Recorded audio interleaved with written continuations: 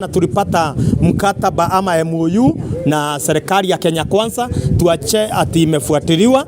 Kila mchungaji ataweza kupata katika jamhuri yetu ya Kenya heshima yake sana sana eneo hizi bila kujali ile dini ambaye huwa yeye anahudumu, na pia mchungaji aweze kuwa ameridwa na kanisa la Bwana liweze kuwa limeridwa na wachungaji wote wakuja pamoja kwa sauti moja. Tulikuwa tunataka kujulishwa ama to be sensitized kuhusu memorandum ambayo tuliandikania na our president wakati alikuwa deputy president, ambayo inahusu mambo mengi, mambo kama 17 ambayo itasaidia mchungaji wa Kenya kujiinua kimaisha. It speaks about economic empowerment. Kuna mambo mingi, mambo ya kuondoa mambo ya registrations ya kanisa kwa registrar wa societies. Tukue na registrar wetu ambaye atakuwa anashughulikia hayo mambo.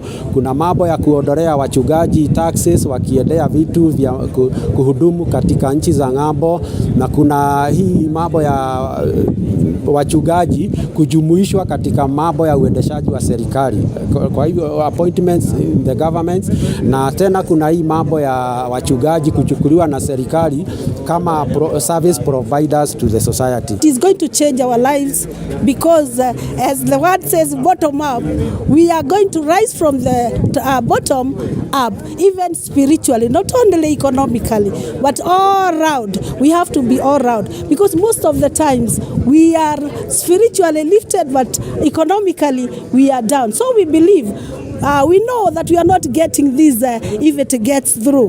We are not getting it just easy way, but we need hard work. As we tell our members, the same way we have to do. It's not just being given, but we have a take in that.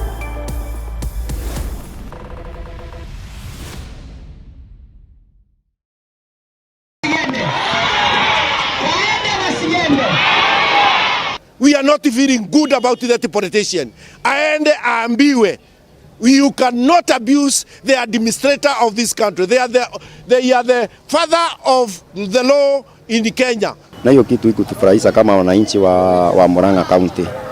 Hiyo ya wamaua huyo MP wa Maragwa kusema sijui county commissioner toke, sijui hao machifu walikuwa na support nani, sijui hiyo. Tafadhali sisi tunawaomba tu, hatukuchagua watu tuanze vita. Kwanza tufanyie kazi watu wa Maragwa. Tumechoka na zile siasa za kila siku. Yeye kusema sijui watapambana na county commissioner, amwachilie afanye kazi yake na yeye ashughulikia mambo ya maji Maragwa, mambo ya barabara Maragwa. Ajue vile ataenda bunge kutetea wananchi, uga iende chini, mafuta iende chini, lakini sio kwanza kuleta Azimio na UDA.